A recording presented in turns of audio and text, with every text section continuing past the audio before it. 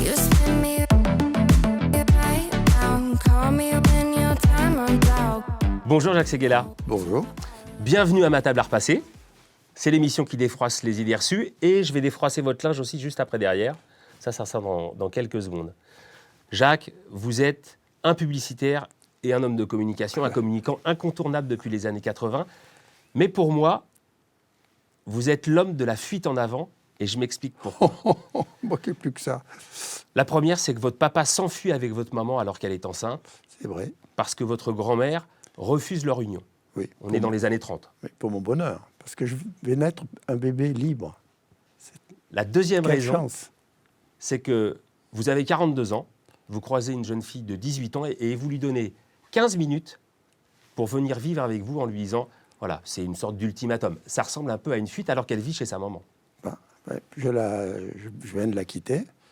Et tous les matins, quand je me réveille, elle me dit mon chéri, tu es beau, je t'aime. Tu es beau. Je me dis, mais Cahuzac est passé dans la nuit, m'a replanté des cheveux. Je me précipite devant le miroir. Je vois ma sale gueule d'octogénaire décatée. Et je dis, bon, ta femme est amoureuse, puisque l'amour est aveugle. Si l'une de vos jumelles vient vous voir à 18 ans, elles en ont 22 aujourd'hui, et qu'elle vous dit, papa, dans 10 minutes, je suis plus là, je pars avec l'homme de ma vie, qu'est-ce que vous lui dites ? Je t'aime. Je t'aime, ça résume tout. Je t'aime, donc je veux que tu sois libre. Je t'aime, je veux que tu sois heureuse. Je t'aime, ça veut dire que tu peux compter sur moi si ça se passe mal. Je t'aime, ça veut dire aime la vie, aime les autres, aime-toi toi-même. Formidable message. Est-ce qu'elle est partie pour l'instant ? 22 ans, est-ce qu'elles sont parties ? Non, mais elles ont intégré chacune leur mec pendant le confinement. Donc on est passé de 4 à 6, plaf. Je vais rejoindre mon poste de travail puisque j'ai dit que j'allais défroisser Oui. votre linge et on va continuer de dégrainer votre parcours. Parce que moi j'aime le repassage de classe. Hein. Il va être nickel. Bon, je te fais confiance. Absolument. Ouais. Je vais continuer de dégrainer votre parcours et vous allez nous donner votre vision de la société, des relations hommes-femmes, parce qu'il y a des choses très intéressantes. Sois gentil. Dis-moi tu. Moi je dis tu spontanément à tout ce que j'aime. Ton émission, c'est pas une émission au vous, c'est une émission à tu et à toi. Eh bien, je suis d'accord avec toi, Jacques. Voilà comme c'est mieux. I know what you're all about. Alors, il faut que j'attende que le fer chauffe, parce que, tu vois, je l'ai mis en route. Tu es donc le fils unique, Jacques, de ton papa et de ta maman. Tu es né à Paris et ils se sont connus sur les bancs de la fac. Et en fait, ils doivent au refus de ta grand-mère, finalement, leur union, parce que c'est ce qui a provoqué leur départ. Et ta grand-mère, c'était, m'as-tu dit, un homme. Pourquoi ? Ma grand-mère est née dans un petit village à une trentaine de kilomètres de Montpellier, qui s'appelait Lydia, qui a été la première femme nommée chirurgien en France, dans la chirurgie osseuse, et qui après a exercé son métier à Montpellier. Est-ce que ta grand-mère repassait ? Est-ce que tu l'as déjà vu repasser ? Ah non, ma grand-mère Jamais. ne repassait Moi, je vais pas. regarder ce que tu m'as apporté. Ouais. Je vois qu'il y a des chemises. Je vais commencer par une chemise. Alors, elle ne repassait pas. En revanche, elle soignait des gens très riches. Elle avait une sorte attention du coup de fer sur la chemise. Elle ne me grille pas ma chemise. Je ne grillerai pas ta chemise, c'est promis. Elle est très belle, cette chemise. Je vais en prendre grand soin. Ta grand-mère, en revanche, avait un hôpital privé où elle soignait des gens très riches. Et elle ne reverra plus tes parents. Elle ne les accueillera plus. En revanche, elle t'accueillera toi et tu viendras déjeuner tous les jeudis, puisqu'à l'époque, c'était les jeudis où il y avait le jour de congé. Et tu vas regarder, tu me disais, passer les balles à table parce qu'on ne donnait pas la parole. Mais tu vas faire ton éducation un peu avec elle, à table, parce qu'elle t'accueille, elle t'accepte. Elle m'accepte, mais du bout des lèvres. Elle m'accepte presque pour soigner son image de grand-mère et pas simplement de grand médecin. Et elle me surprend toujours parce que je me souviens d'une nuit où j'avais... de temps en temps, je couchais chez elle et je me réveille vers 4 heures du matin, je me glisse sur le couloir et la porte de sa chambre était entrouverte. Alors je ne peux pas m'empêcher de regarder, de pousser un tout petit peu la porte et je vois un homme dans le lit de ma grand-mère qui pour moi était une sorte de sainte protestante, elle était très protestante. Et le lendemain matin, je découvrirai que c'était un grand prédicateur américain. Et ce qui m'a le plus surpris, c'est que dans la chambre de ma grand-mère, il y avait une malle Vuitton dans laquelle il n'y avait que des cravates. Parce que cette espèce de prédicateur fou avait besoin de changer de cravate tous les jours, mais il voulait décider au dernier moment. Et donc, il faisait le tour du monde avec une valise Vuitton de cravates. Et c'est ce qui m'a fait trouver mon premier budget, Louis Vuitton. Grâce à cette malle? Grâce à cette malle, qui est toujours d'ailleurs dans l'agence, après 40 ans, 50 ans, 60 ans, je ne sais plus. Cette femme, dans sa vie, elle représente quand même pas mal, parce que tu me disais, pas d'accolade, pas de bisous. Donc tout d'un coup, de la voir avec un autre homme, ça t'a donné plus de tendresse, m'as-tu dit, avec elle? Non, ça m'a un peu bouleversé, parce que je m'étais trompé sur elle. Mon père, évidemment, l'a harcelée en permanence, à distance, hein, parce qu'il ne m'a jamais pardonné de ne pas l'avoir reconnue. Mais ça l'a rendue humaine. Et finalement, je me suis rapproché d'elle, mais elle ne s'est pas rapprochée de moi pour autant. Ton père avait une très forte autorité, figure paternelle, donc très forte autorité maternelle avec ta grand-mère, très forte autorité paternelle. Il était un notable, radiologue, très installé. Il était même pilote et surtout, il trompait ta mère et ta mère ne disait rien. Oui, c'était l'habitude, triste habitude. Hein. Perpignan était une ville libre. C'est une ville qui avait été épargnée de la guerre, parce qu'elle était la plus retranchée, elle est à 30 km de l'Espagne. C'était aussi le passage, et mon père recueillait tous les juifs qui arrivaient et qui fuyaient, qui fuyaient la main allemande et qui passaient en Espagne. Ils arrivaient dans le premier état, il les soignait dans sa clinique, dans les sous-sols de sa clinique, et puis il y avait des passeurs qui les faisaient passer. Mais c'était un homme à femme, et dans la ville, c'était la moindre des choses. Un seigneur de la ville qui n'avait pas une ou deux maîtresses ne méritait pas le titre de seigneur. C'est incroyable de penser à quel point les mœurs ont pu changer, et heureusement changer, en une vie d'homme, entre ma vie d'homme. C'était une sorte de puissance de la valeur masculine au-delà des droits les plus simples et des devoirs les plus simples, qui sont la fidélité. Moravia a dit, la fidélité, c'est la virilité.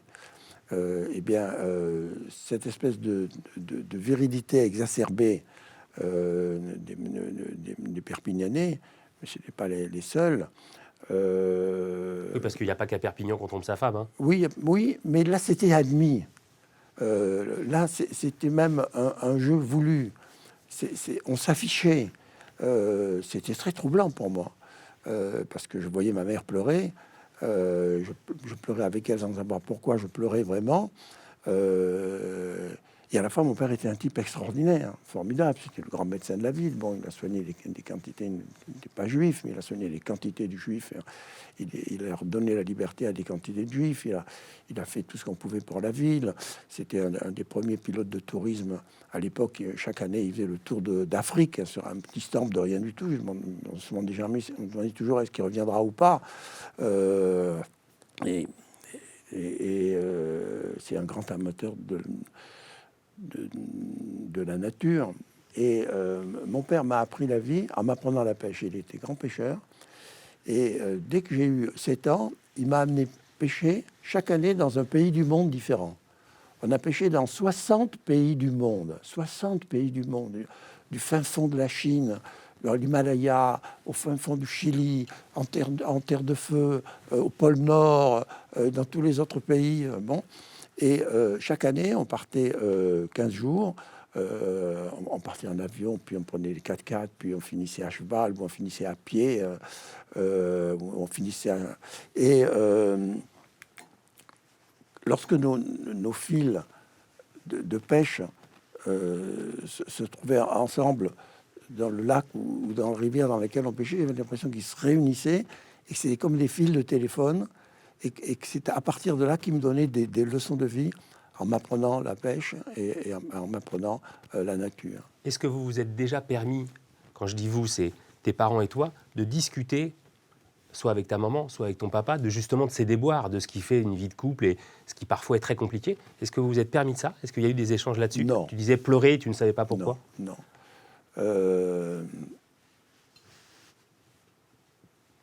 J'aimais trop mon père pour essayer de le mettre mal à l'aise. D'ailleurs, oui, il a trompé sa femme, il ne l'a jamais quittée. Il ne l'aurait quittée pour rien au monde. Il l'a toujours d'ailleurs sublimé. Il l'a toujours associé à tout. Ils étaient tous les deux radiologues et c'est eux qui sauvaient les gens parce que mon père s'est étendu, le cancer, on découvrait le cancer. Et c'était lui qui guérissait le cancer dans la ville. Bon. J'entends, il la trompait, mais il l'aimait. Est-ce que ça le justifie? Bien évidemment que non. Mais c'est-à-dire que c'est très difficile pour les gens de comprendre ça. Les mœurs étaient différentes. Les mœurs étaient... D'ailleurs, moi je me suis efforcé d'être le contraire de mon père, puisque je suis marié depuis 45 ans avec la même femme. J'ai 5 enfants de la même femme. Je suis le seul publicitaire qui a 5 enfants de la même femme. Eux, ils ont des enfants de 5 femmes différentes. C'est pas la même chose. Mais bon. vous avez attendu quand même, Jacques, parce que vous étiez marié 2 fois auparavant. Oui, j'ai attendu. Vous n'avez pas eu d'enfant avec ces 2 femmes-là? J'ai attendu, mais... et peut-être d'ailleurs que c'est mon père, on l'appelait Petit Louis. C'est peut-être Petit Louis qui m'a fait trouver à un moment donné de ma vie la sérénité de l'amour. Et l'amour ne peut pas accepter la tromperie. Parce que vous vous êtes dit, j'ai pas encore réussi ma vie d'homme, de foyer, quand vous aviez 42 ans. C'était cette vraie question que vous aviez? Vous sentiez que vous réussissiez professionnellement? Oui, j'avais hélas raté 2 mariages. Et donc, je disais, tu as complètement raté ta vie conjugale, il y a quelque chose qui ne marche pas chez toi. Ça m'a dû me libérer parce que à quelques mois de ça, j'ai vu Sophie, ma femme, traverser l'agence. Et j'ai dit, mais c'est la femme de ta vie. J'ai eu une sorte d'illumination. Et donc, je suis allé la trouver et je lui ai dit, est-ce que je peux dîner avec toi? Tu es la femme de ma vie. Et elle a hurlé. On était dans l'open space de la création. Il y avait une quarantaine de créatifs. On démarrait. On était en plein succès de la pub. Bon, en pleine ivresse de la pub. Elle a dit, mais le patron veut me violer, au secours, en se marrant. Mais tout le monde est arrivé, etc. Elle me dit, elle est trop belle pour toi, tire-toi, retourne dans ton bureau. Bon. Et 4 ou 5 fois, je lui ai reproposé de dîner avec elle. Puis le dîner a eu lieu. Je l'ai raccompagné chez sa mère. Et je lui ai dit, écoute, maintenant, on sait tout l'un de l'autre. Si tu penses que notre vie est faite pour être unie, fais ta valise, tu viens chez moi et on ne se quitte plus jamais. Par bonheur, sa mère n'était pas là, parce que je pense qu'elle n'aurait pas accepté qu'elle fasse sa valise. Mais c'était une femme d'exception. Elle était très belle, elle avait une plume magnifique, elle était rédactrice, conceptrice, rédactrice chez Publicis, elle était dans le bain déjà de la publicité. Donc elle vous connaissait bien. Et elle a très bien accepté la chose. Vos filles, vos dernières filles, les 2 jumelles sont jeunes. Qu'est-ce que vous craignez le plus pour elles? Qu'est-ce que vous leur dites? Je leur dis de comprendre que la vie est un voyage, qu'on est au volant, qu'on est maître de ce voyage et qu'on décide de l'allure à laquelle il faut le faire, avec des moments où il faut appuyer sur la pédale de frein et d'autres moments il faut appuyer sur la pédale de l'accélérateur. Et qu'il faut être maître de sa destinée, c'est-à-dire maître de sa direction. On va parler de cet aspect professionnel. Pour revenir sur l'aspect personnel, est-ce que vous considérez que votre femme, Sophie, a sacrifié sa vie professionnelle pour la vôtre? Ah, pas du tout. Ah ben j'espère que non. Mais d'ailleurs, elle n'accepterait jamais ça. C'est une fille libre. Non, pas du tout. Elle n'a jamais refusé de proposition, même quand il s'est agi d'arracher, par exemple, ou de reprendre une grande enseigne, elle a toujours accepté, elle a toujours dit pas de souci. De reprendre une grande enseigne Oui, non. Pourquoi reprendre une grande enseigne? Elle a toujours accepté, en fait, de se dire, je sais que ça sera mon foyer d'abord, et je passerai ensuite derrière. Pas du tout. Non. C'est pas son foyer d'abord. Sophie a toujours été très active. À 18 ans, on était juste ensemble, on n'était pas encore mariés.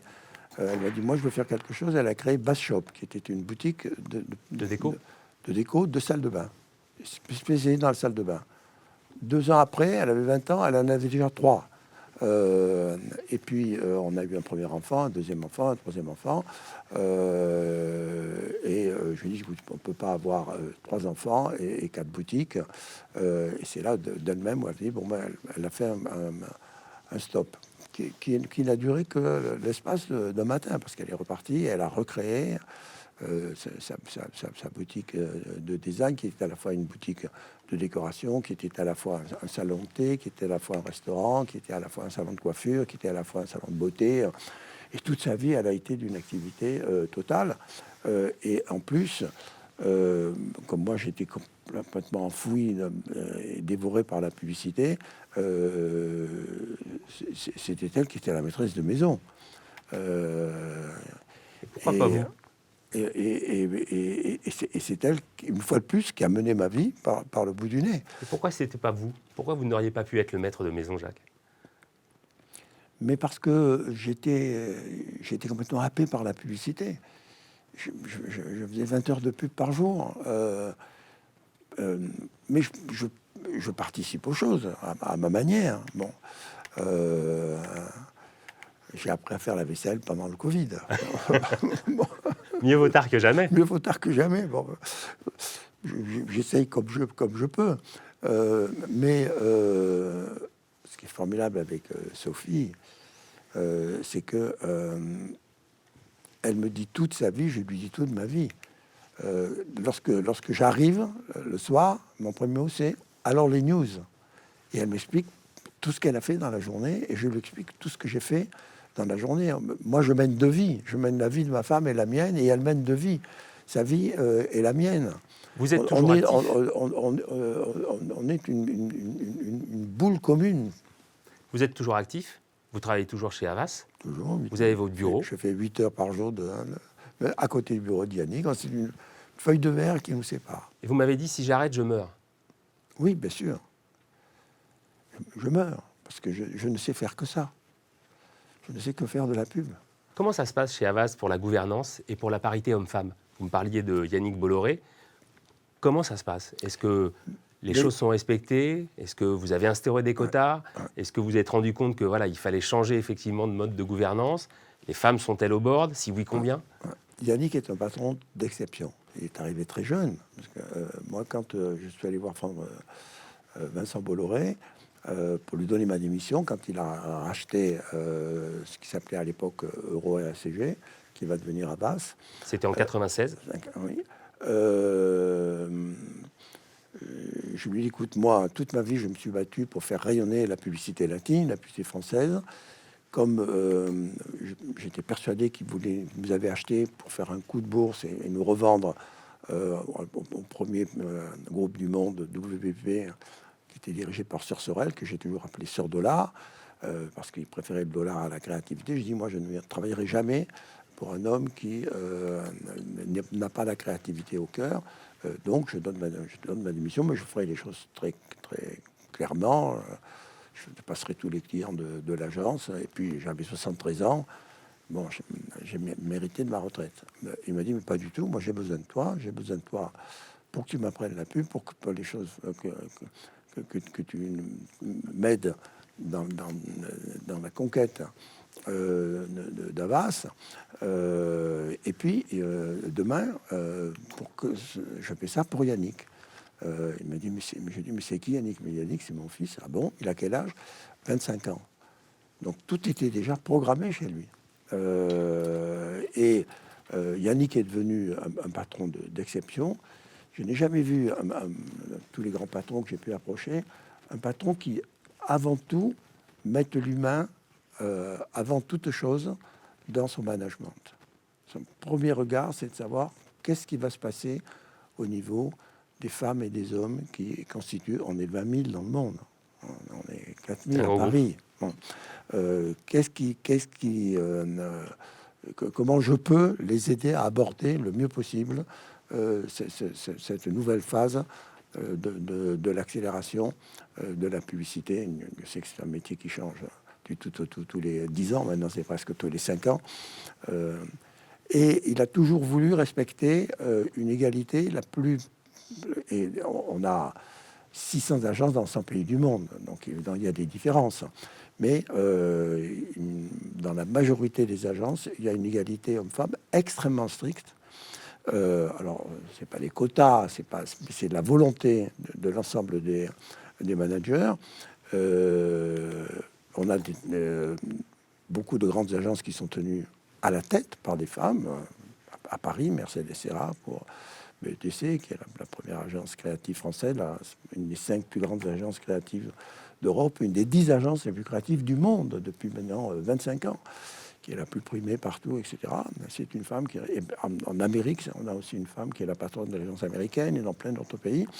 Et au conseil d'administration, on est arrivé aux 40% très vite, et je pense qu'on va arriver aux 50%. Et dans le management de l'agence, il y a une égalité aussi d'hommes-femmes très stricte. Mais est-ce que c'est récent, Yannick ne le fait pas en pensant à des quotas. C'est pas du tout son état d'esprit. Il le fait en pensant que la meilleure efficacité d'un groupe, car c'est pas une agence, c'est un groupe, Havas, la meilleure efficacité d'un groupe, c'est justement d'unir à égalité ses forces de la féminité et ses forces de la masculinité. Mais c'est vous-même qui m'avez dit quand même la pub dans les années 80, c'était plutôt machiste. Et donc vous oui. saviez que c'était majoritairement masculin. Est-ce qu'aujourd'hui, cette implication d'Havas, effectivement, pour avoir une forme de parité, est-ce que c'est ancien? Est-ce que c'est plutôt récent? À quel moment vous situez la période où il y a vraiment eu cette volonté de transformation et de parité? Mais la parité, elle s'est faite peu à peu, parce que déjà, chez Hero RSCG, on avait beaucoup de femmes. Déjà dans l'agence, il y avait 65% de femmes pour les hommes. Et dans les hautes, mais ça n'était pas transmis dans les hautes sphères. Puisque dans les hautes sphères, c'était Seguela, Kaisa, Kigouda. C'était quand même 4 mecs, 4 garçons dans le vent. Bon, donc c'est arrivé avec l'arrivée d'ailleurs de Vincent Bolloré. Et ça avait commencé un petit peu avec Pouziac, mais c'est arrivé avec, et surtout avec Yannick, qui lui fait ça par éthique personnelle. Donc c'est une réelle conviction? C'est une réelle conviction. On a changé d'époque. Est-ce qu'il y a des publicités que vous pourriez plus faire aujourd'hui et que vous avez faites? Mais la publicité, elle respectait moins la femme qu'elle la respecte aujourd'hui. Moi, je fais toujours très attention à ce que aucune des publicités qui sortent de chez RSCG et puis de chez Havas puisse choquer mes 4 filles et mon fils.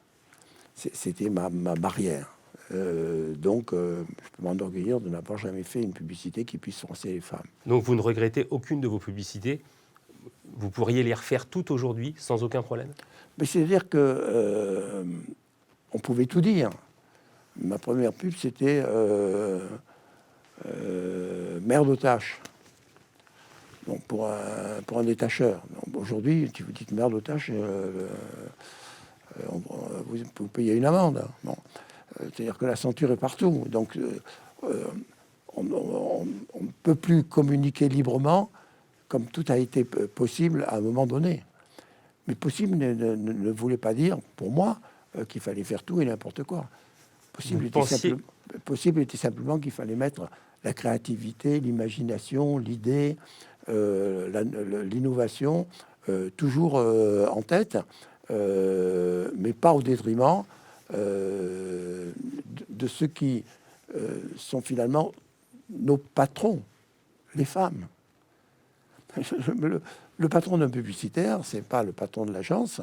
Le patron publicitaire, c'est la consommatrice. Parce que si la consommatrice n'achète pas le produit que vous lui proposez, votre client va vous virer.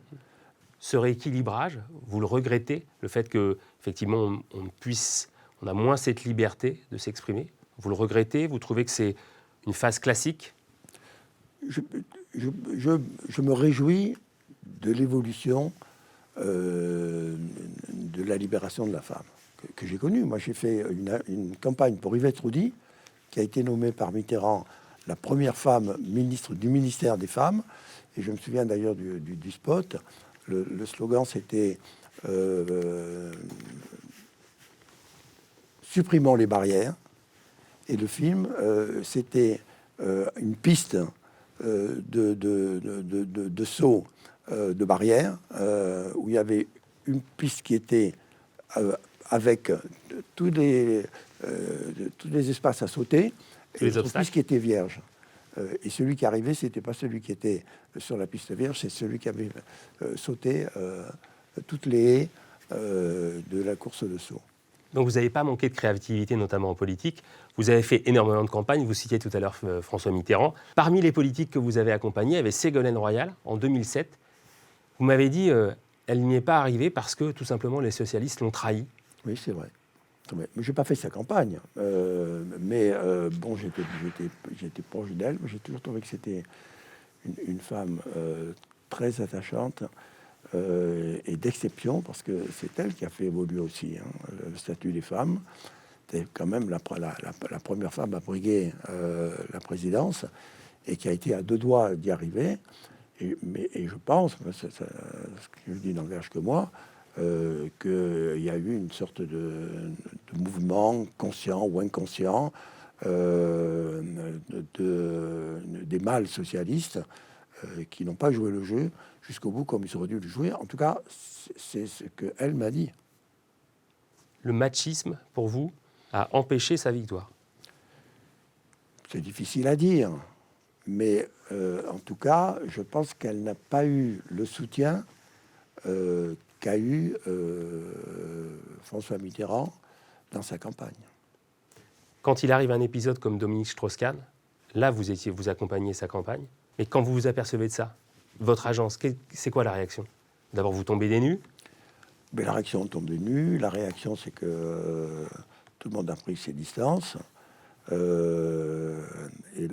la réaction est que on est passé à autre chose. En condamnant, évidemment, ce qui est une sorte d'anomalie de la politique, d'anomalie de l'histoire et d'anomalie humaine. Comment, au niveau où on était, Strauss-Kahn, il a pu faire un acte pareil, commettre un acte pareil. Mais moi, je ne juge pas. Chacun vit comme il peut. Je préfère dire du bien des gens que d'en penser du mal. Et voilà. Quand on est exposé, quand on est un homme public ou une femme publique, on a effectivement peut-être un devoir supplémentaire par rapport à ceux qui ne le sont pas. Ça vous semble pas quand même incroyable qu'aujourd'hui, il y a de plus en plus d'histoires qui ressortent? Strauss-Kahn n'est pas juste simplement l'arbre qui cache la forêt. C'est peut-être qu'il y a une vraie forêt derrière et qu'il y a un vrai problème, y compris dans toutes les strates de la société, et pas simplement dans les milieux les plus défavorisés par rapport à ces violences faites aux femmes. Oui, je crois qu'il y en a toujours eu, et par malheur, elles ont été révélées trop tard. Pour moi, tout le bien du féminisme, qui a eu ses mauvais côtés parce qu'on est allé à l'excès et qu'il ne faut jamais aller à l'excès, mais peu importe, tout le bien du féminisme et que j'approuve, c'est que les femmes ont su mettre ce sujet sur la table et le porter avec violence, avec courage, avec talent, et le faire réussir. Et il n'y aura plus de retour en arrière. Chez nous, mais chez les autres, il faudrait qu'ils s'y mettent. Quand vous dites chez les autres, c'est-à-dire? Mais dans les pays où la femme n'a pas la liberté qu'elle a dans les démocraties, et qu'elle a en particulier chez nous. Et le monde ne vivra en paix que lorsque l'égalitarisme entre les hommes et les femmes aura été reconnu par le monde entier. À quand une femme présidente en France? Ben, peut-être la prochaine fois. On va le savoir. Jacques, je vais vous Mais proposer la France en aurait besoin. Pourquoi? Pourquoi elle en aurait besoin plus que les autres? Parce que les femmes font de la politique avec les valeurs qui sont les leurs, que ne portent jamais les hommes qui font de la politique.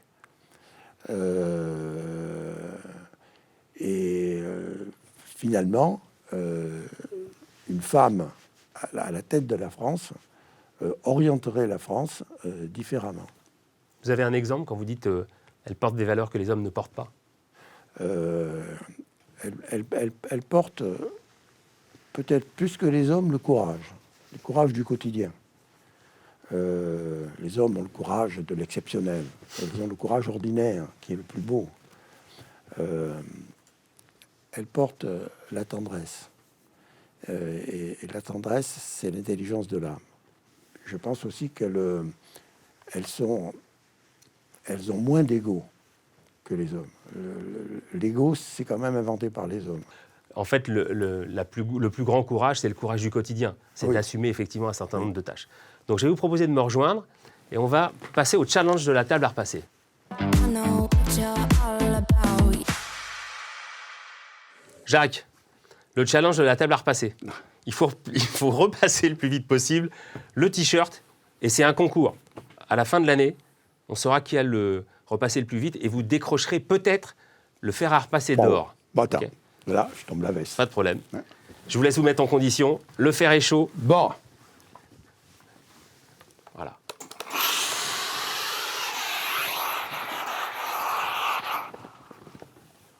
Ah mais vous y allez fort, hein? Attendez.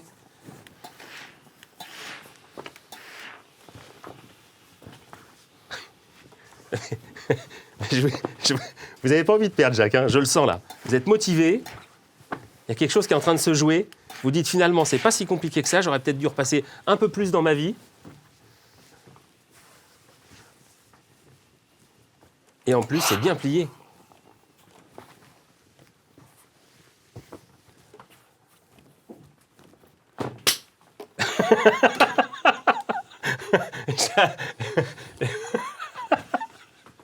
Ouais, voilà. j'y suis arrivé. Bravo, Jacques. Voilà. Magnifique. Bon. Super bien repassé. Alors là, extraordinaire. Voilà. Il me reste à vous remercier. Le temps, Le temps? tu m'as dit que c'est chronométré. Oui, exactement. Ah bah là, je crois qu'on a battu tous les records. Là. Ah, là, on est bon. Là, on est parfait. Bon. Là, je vous dirai à la fin. Ça se trouve, c'est vous qui avez gagné. Hein. Ça fera un trophée de plus dans le bureau à mettre. Merci beaucoup, Jacques. C'était un plaisir de vous avoir. Et on vous souhaite le meilleur pour la suite. Mais merci. Merci à vous. Merci, c'est à toi que je souhaite le meilleur. Merci beaucoup. Voilà, qui est au moins un diffuseur qui ait le courage de diffuser une émission différente. On te tiendra au courant. Avec plaisir. Merci, Jacques.